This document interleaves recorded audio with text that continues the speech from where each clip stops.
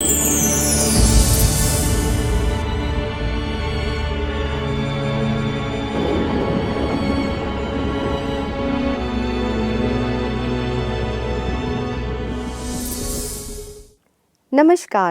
ओम शांति।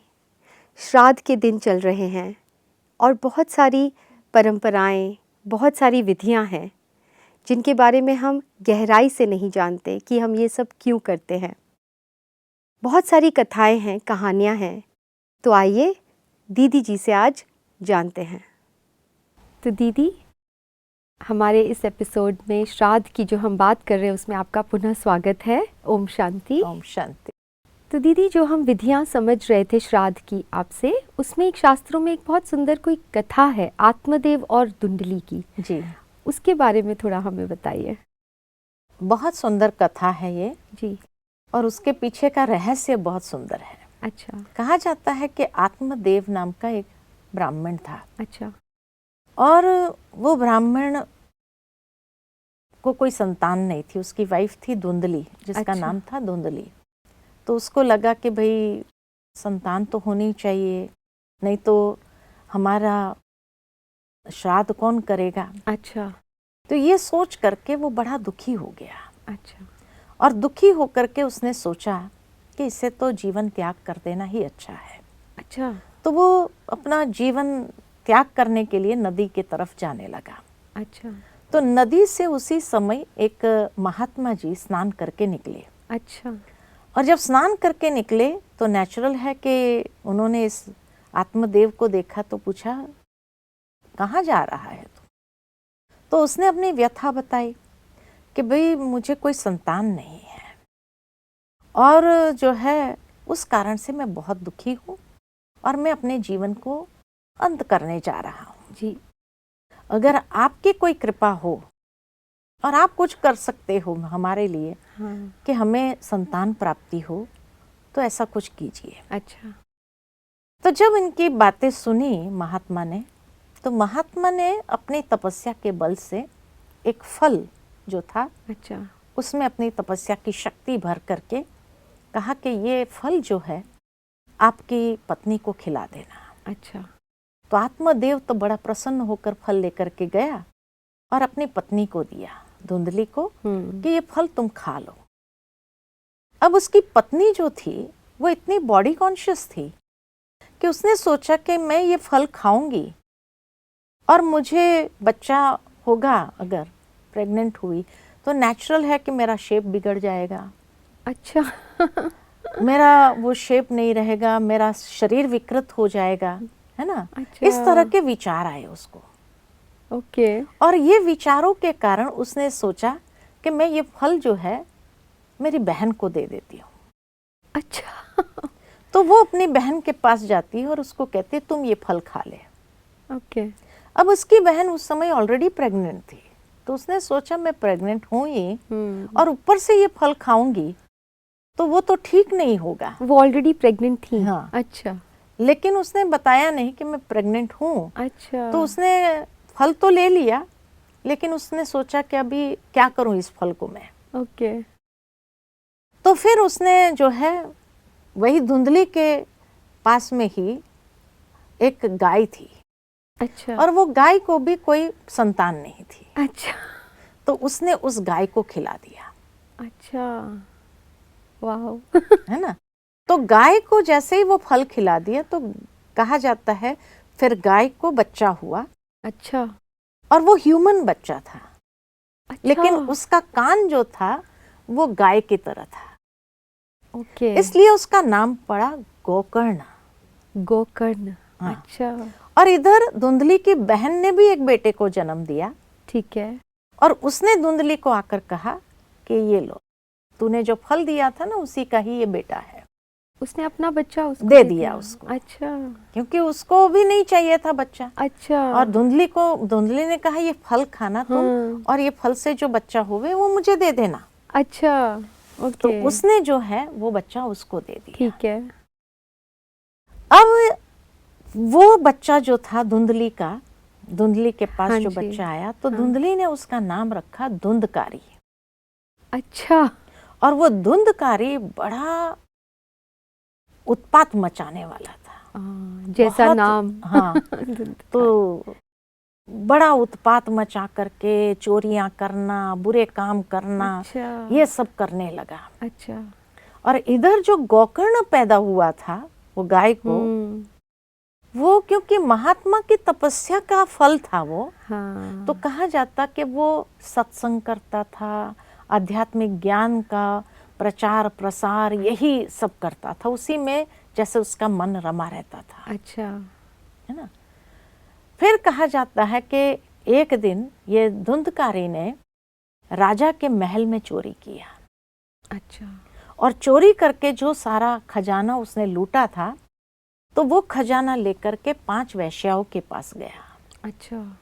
और उन 5 वेश्याओं को कहा, मैं तुझे ये खजाना दूंगा। अच्छा। आप अभी हमारी इच्छाओं को पूर्ण करो। ओह। अब वेश्याओं ने सोचा कि ये तो राजा के महल से चोरी करके लाया है। अब राजा के महल से चोरी होगी तो जांच पड़ताल तो होगी। बिल्कुल। उस चोर के लिए कहाँ गया, और वो अगर राजा के सिपाही अगर यहाँ तक पहुंच गए हमारे पास, तो ये तो पकड़ा जाएगा, मारा भी जाएगा, हाँ। हम भी फंस जाएंगे। बिल्कुल। तो ये 5 वेश्याओं ने क्या किया, उसको मार डाला, मार डाला। हाँ, अच्छा। खत्म कर दिया। अच्छा। और खत्म करके फिर जो है वो कहा जाता है कि धुंधकारी प्रेत योनि में जाता है। अच्छा। और जब प्रेत योनि में जाता है तो वहाँ बहुत कष्ट भोगना पड़ा, बहुत उसको तकलीफ होने लगी।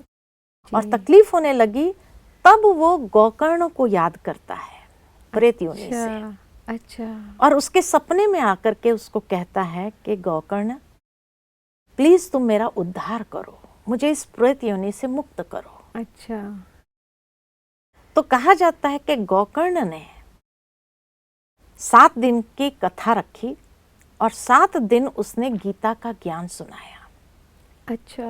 और वो गीता का ज्ञान जब धुंधकारी सुनता है तो फिर उसकी मुक्ति हो जाती है। अच्छा। स्वर्ग लोक से विमान आता है, उसको ले जाता है, प्रेत योनि से वो मुक्त हो गया। वाह। अब ये सारी कथा है। पहले तो दीदी मुझे कुछ कहना हाँ है जी। कि एक कथा सुनकर इतना अच्छा लग रहा था कि जैसे एक माँ समझाती है ना, बच्चों को स्टोरी सुनाती है। हाँ। तो पहले तो वो कथा में ही मजा आ गया और अब मुझे नहीं पता चल रहा कि रहस्य जो उसका है, हाँ जी, उसमें क्या होने वाला है। तो उसका रहस्य ये है जी कि आत्मदेव, जी, आत्मदेव यानी आत्मा जो शरीर के अंदर विराजमान है, हाँ जी, आत्मा, हाँ जी, वो आत्मा के अंदर बड़ी शुद्ध भावनाएं थी, है ना, आगे बढ़ने की जीवन के अंदर अपने संसार को। लेकिन जब उसको साथी मिला, आत्मा को साथी मिलता है ये शरीर, हाँ, और ये शरीर है धुंधली। अच्छा, धुंधली माना जैसे धुंधलापन नहीं होता है, कंफ्यूजन। Yes yes. तो मनुष्य जीवन में जो कंफ्यूजन आ जाता हाँ है, जी, आत्मा ने जैसे शरीर धारण किया और जैसे ही बॉडी कॉन्शियस बनता हाँ, है ना, और उस अहंकार के अंदर आता है, तो नेचुरल लाइफ में इतना कंफ्यूजन है। यस, बिल्कुल। और जब बहुत कंफ्यूजन है तो आत्मा अंदर तड़प रही है, राइट राइट। वो सोचती है कि नहीं, कैसे भी करके मैं इस बॉडी कॉन्शियसनेस से मुक्त हो जाऊं। राइट। तो कहा जाता है कि वो सोचते हैं कि चलो इससे तो ये जीवन को खत्म करो, अच्छा, तो बॉडी कॉन्शियसनेस अपने आप खत्म होगा। हाँ, ये सोच करके वो जाता है, महात्मा को मिलता है जी, और महात्मा जब उसको मिलता है तो उसको कहता है कि चलो मैं तुझे फल देता, और उसको अच्छा, फल दिया।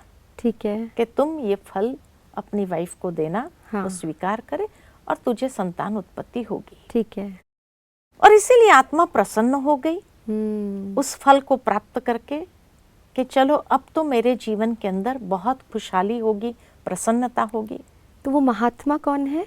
महात्मा महात्मा माना जैसे कोई भी ज्ञान देने वाला, ज्ञान देने वाला। ओके, एक विजडम जहाँ से प्राप्त होती ठीक है, ठीक है। तो वो तो जैसे विजडम प्राप्त हुई और उस विजडम प्राप्त होने से फल तो मिलेगा ना। हाँ, कोई भी कथा सुनने जाओ, हाँ, सत्संग करने जाओ, तो उसका भी फल तो मिलता है। हाँ जी, आपने इतना टाइम डेडिकेट किया, ये किया, तो उसका फल तो प्राप्त जी, होता जी, है। जी। तो इसी तरह से उसको फल मिला।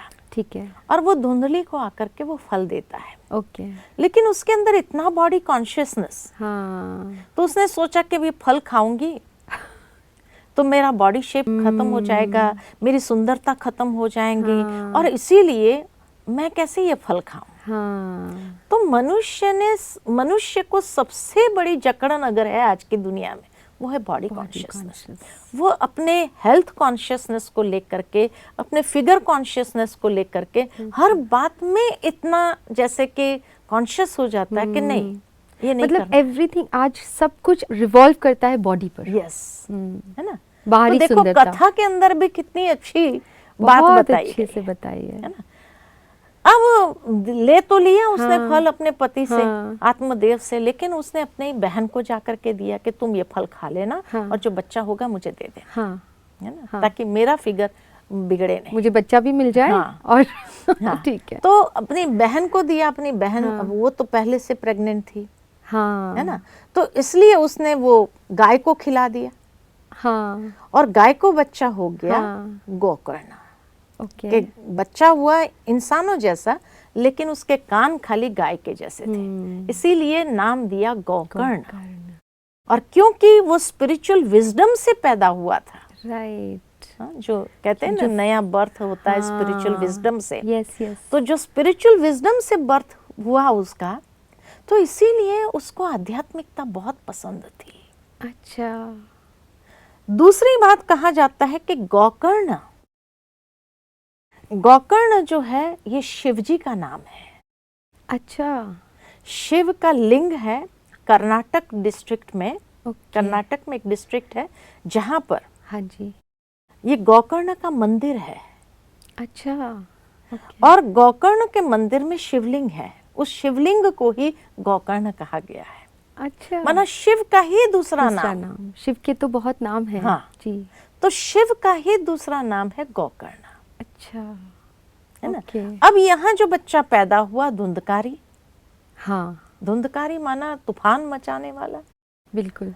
हाँ, उत्पात मचाने वाला। हाँ। और ऐसा बच्चा जो माना विकारों से जिसकी उत्पत्ति हुई हो, तो नेचुरल है विकारों से जिसकी उत्पत्ति हुई वो तो आज देखो कैसे बच्चे हैं, बिल्कुल कितना तूफान मचाते हैं, कितना बुरे काम भी कर लेते हैं, बड़ों का आदर नहीं करते हैं, कोई प्रकार से रिस्पेक्ट रिगार्ड नहीं, और हर रीति से उनको हर चीज चाहिए। हाँ। चाहिए में आजकल कई बच्चे जैसे क्राइम्स करने लग गए, साइबर क्राइम्स कितना बढ़ गया है, बहुत बढ़ गया दीदी, है ना। बहुत।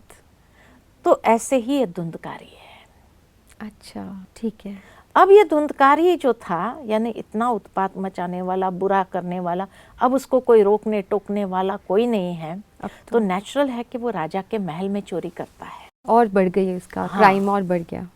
भावार्थ ये कि उसके क्राइम्स हाई लेवल तक पहुंच जाते हैं, और उस हाई लेवल तक पहुंच जाते हैं तो नेचुरल है जो उसमें अचीवमेंट अगर वो करता भी है, हाँ, तो वो विकृत दिशा की ओर ही ले जाता है। बिल्कुल।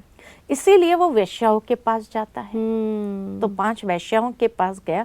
तो 5 वैश्याएं कौन सी? 5 विकार है। 5 विकार, काम, क्रोध, लोभ, मोह, अहंकार, और उसी में व्यक्ति खत्म होता है। हाँ जी।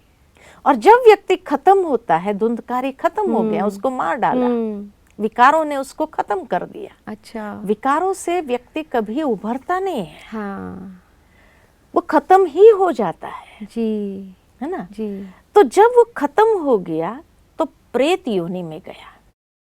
अब प्रेत योनि क्या होती है? प्रेत योनि माना कोई वॉन्डरिंग सोल्स की योनि नहीं। हाँ, हाँ, हाँ। लेकिन जिस व्यक्ति ने जीवन पर्यंत बुरे काम किए हो, हाँ, गलत कर्म किए हैं, विकारों के वशीभूत कर्म किए हैं, जी, तो नेचुरल है प्रेत योनि माना तामसिक योनि।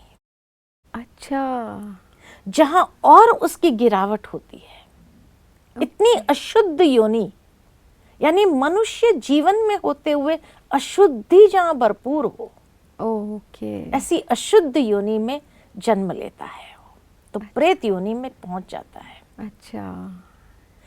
तब उसको अपना ये गोकर्ण याद आता है। यानी समझो कि वो उस प्रेत योनि में चला गया, लेकिन कहीं ना कहीं आत्मदेव का उसके प्रति आशीर्वाद का भाव होगा, या जो भी कहें, कहते हैं ना पितृ हमेशा बच्चों को ब्लेस ही करते हैं, आशीर्वाद ही देते हैं, जैसे भी हो बच्चे, कैसे भी हो।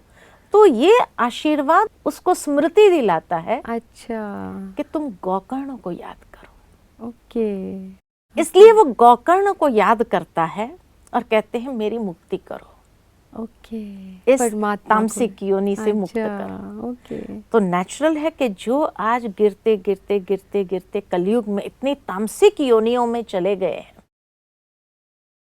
तो हमारे पितरों के ही आशीर्वाद है कि आज भले इस कलयुग के अति में पहुंच गए हैं, तब वो हमें स्मृति दिलाते हैं कि तुम गोकर्ण को याद करो, यानी शिव को याद करो।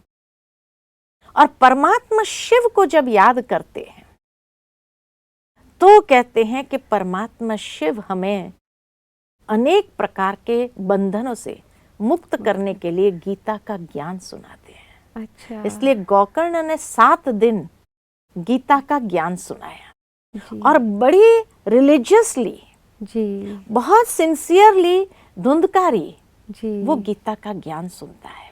अच्छा। भावार्थ ये कि कलयुग के अंदर सारे अभिशाप मिलेंगे आपको, हर प्रकार की बुराई मिलेगी जी, लेकिन कलयुग को ही एक वरदान भी है। अच्छा, जो किसी युग को नहीं है, कलयुग को है, कलयुग को वरदान है। अच्छा। हर प्रकार की बुराई की अति होगी कलयुग के अंदर, लेकिन उसको वरदान ये है कि परमात्मा भी इसी युग में अवतरित होते हैं। Wow, beautiful. वो गोकर्ण जिसको कहा, वो भी इसी युग में आते हैं, परमात्मा शिव भी इसी युग में आते हैं। इसलिए कहा कि धुंधकारी ने जब इतना सिंसियरली सुना, उसको ग्रहण किया, तो स्वर्ग से विमान आया उसको लेने के लिए। वाह, अच्छा। अब यहाँ देखने की बात यह है कि धुंधकारी के लिए तो किसी ने श्राद्ध नहीं किया, फिर भी प्रेत योनि से मुक्त हुआ, है ना, बिना कोई विधि उसकी, बिना कोई विधि किए वो मुक्त तो हुआ ना जी। गीता ज्ञान सुन करके ही तो मुक्त हुआ। यस। हमें एक बहुत बड़ा संदेश इस कथा से मिलता है जी, कि अगर कोई श्राद्ध करने वाला न भी हो, हाँ जी, तो भी व्यक्ति अपना आत्मा का कल्याण खुद ही कर सकता है। जब परमात्मा ज्ञान को सुनता है, उस गीता ज्ञान को जीवन में धारण करता है, तो वो अपनी श्रेष्ठ गति खुद करता है। कहा जाता है कि 7 दिन के अंदर वो 7 बंधनों को काट देता है, अच्छा, और मुक्त हो जाता है। अब मनुष्य जीवन में भी 7 बंधन है। अच्छा, ये 7 बंधन कौन से हैं? है ना? तो सबसे पहला बंधन है तन का बंधन। अच्छा। आज मनुष्य का ये तन भी उसको बंधन लगने लगा है, तभी तो कई लोग सुसाइड कर देते हैं। भाई इस तन से निकलना चाहते हैं, मुक्त होना चाहते हैं, क्योंकि तन के द्वारा जो मनुष्य ने बुरे कर्म किए हैं, उसके कारण उसके तन को भोगनी पड़ती है, बीमारी के रूप में भोगनी पड़ती है, कई प्रकार की पीड़ाएं अनुभव करता है जीवन के अंदर। तो आज मनुष्य तन बंधन बन गया है। फिर दूसरा बंधन है उसको मन का बंधन। अच्छा। मन के अंदर बुरे विचार जो आते हैं, नेगेटिव थॉट्स जो आते हैं, जिसके कारण व्यक्ति डिप्रेशन का शिकार बन रहा है। तीसरा बंधन है धन का बंधन। आज धन है तो भी मुश्किल, नहीं है तो भी मुश्किल। चौथा बंधन है जन का। अच्छा। जन यानी संबंध। अच्छा। हमारे जो संबंधी है, ओके। आज संबंधियों में भी ईर्ष्या हो रही है, एक दूसरे को देख करके, इसके पास ये है मेरे पास नहीं है, उसके पास ये है मेरे पास नहीं है। पांचवा बंधन है प्रकृति का बंधन। आज सुनामी आ रही है, सही बात आज है। अतिवृष्टि हो रही है, अनावृष्टि हो रही है कई जगह पर। तो ये जो प्रकृति का प्रकोप है, ये भी इंसान को आज बंधन महसूस करा रहा है। बिल्कुल। फिर छठा बंधन है धर्म का बंधन, है ना। लोगों के पास टाइम नहीं है, लोगों के पास हाँ ये अच्छा करने के लिए ये करे, वो पूजा करे, वो करे। कई लोगों ने तो इसलिए श्राद्ध करना ही छोड़ दिया। सही बात है। और सातवां बंधन है कर्म का बंधन, हाँ, है ना। मनुष्य के गलत कर्म कितने कार्मिक अकाउंट्स क्रिएट कर रहा है, क्योंकि मार्गदर्शन है नहीं। तो ये सातों बंधन से गीता का ज्ञान ही मुक्त कर सकता है। भक्ति में लोगों ने सोचा कि ये 4 चीज करो तो मुक्त हो जाएंगे हम भी, तो इसीलिए तर्पण करते हैं, अर्पण करते हैं, ब्रह्मा भोजन कराते हैं ब्राह्मणों को, और दान कराते हैं जी। तर्पण शब्द जो है तृप्त शब्द से निकला है। अच्छा, कि जहां हम किसी भी आत्मा को तृप्त कर सके। ओके। और तृप्त कैसे करेंगे? तृप्त मतलब सेटिस्फाई कैसे करें? ठीक है ना, ठीक है। तो तृप्त करने के लिए वो एक थाल के अंदर काले तिल लेते हैं। अच्छा। और फिर उसमें पानी डाल करके फिर जो है वो पानी को हाथ में ले करके संकल्प करते हैं। एक्चुअली कभी भी पानी हाथ में जब लिया जाता है ना, हाँ, तो it is like a pledge. हाँ, जहां हम प्रतिज्ञा करते हैं जी। तो तर्पण क्या, वास्तव में ये प्रतिज्ञा करनी है अपने आप से। अच्छा। और उसमें काले तिल ही यूज होते हैं। तिल सूक्ष्म होते हैं, उसका शेप आत्मा जैसा होता है। अच्छा, ओके। जो आत्मा आज काली हो गई है, तामसिक हो गई है ना जी। और साथ साथ जो है वो तामसिक आत्मा को अगर मुक्त करना है ये सातों प्रकार के बंधन से, हाँ जी, तो नेचुरल है जो तिल जो है हाँ, वो बहुत स्वीट होते हैं, खाते हैं अच्छा लगता है। हाँ, तिल काले का तिल टेस्ट अच्छा होता है जी। मीठे लगते हाँ हैं जी। माधुर्य। अच्छा। अपने रिलेशनशिप में, अच्छा।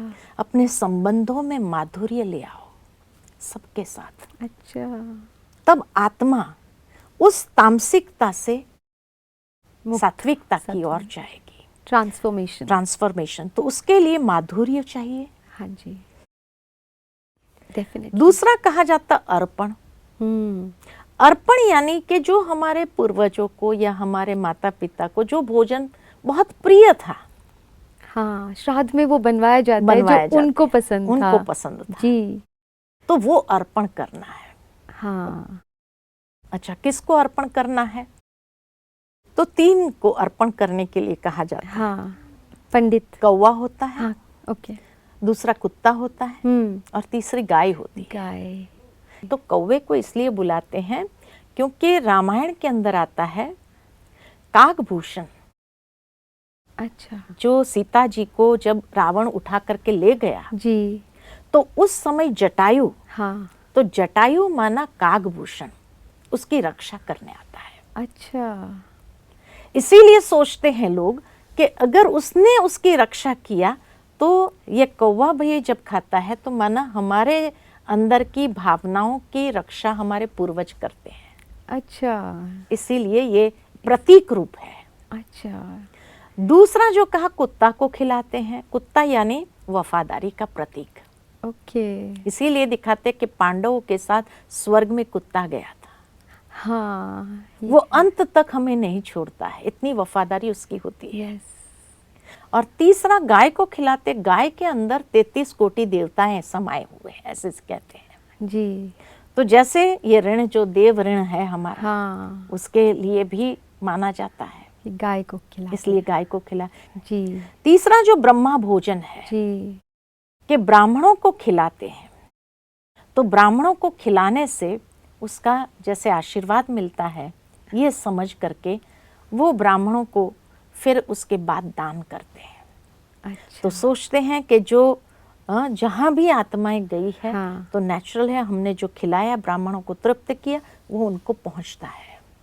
और दूसरा जो उनके निमित्त दान करते हैं, तो दान करने से उनको पुण्य की प्राप्ति होती है, पुण्य का अनुभव होता है। तो मतलब खाना तो नहीं पहुंचता, लेकिन वाइब्रेशंस तो जी, पहुंचते हैं। वाइब्रेशंस पहुंचते जी जी जी। ठीक है। तो ये भाव है। जी जी दीदी, बहुत बहुत धन्यवाद। आपने हमें बहुत सुंदर तरीके से श्राद्ध के बारे में, ये कथाएं, ये जो इतनी ब्यूटीफुली सब है, समझ में नहीं आता था पर ये करते जा रहे थे। आज आपने हमें उनका आध्यात्मिक रहस्य समझा दिया, उसके लिए दिल से शुक्रिया ओम दीदी। शांति। ओम शांति। तो दीदी जी ने हमें बहुत सुंदर तरीके से उन कथाओं के बारे में, उन कहानियों का रियल मतलब समझाया कि उनके पीछे क्या राज है, क्या उसका एक्चुअल मीनिंग है, वो हमें समझाया। तर्पण, अर्पण, ब्रह्मा भोजन, दान, ये सब हम क्यों करते हैं, ये सब भी अभी हमें समझ मिल गई है। श्राद्ध का सुंदर मतलब समझ में आ गया है। तो अभी भी अगर हम करते हैं तो उन चीज़ों को समझकर अगर हम करेंगे तो लाभ उठा सकते हैं, उसका परिणाम अलग से आएगा।